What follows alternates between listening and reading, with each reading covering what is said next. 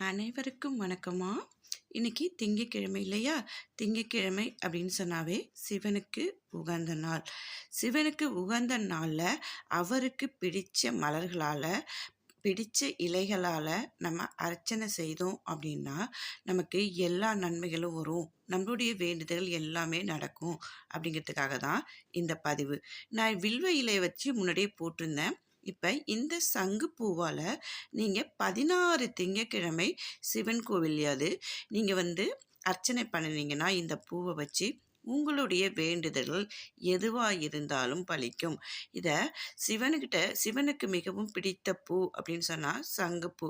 இந்த சங்குப்பூவால் நம்ம சிவனுக்கு அர்ச்சனை பண்ணி நம்மளுடைய வேண்டுதலை நம்ம நிறைவேற்றிக்கலாம். அப்படிங்கிறதுக்காக தான் இந்த பதிவு.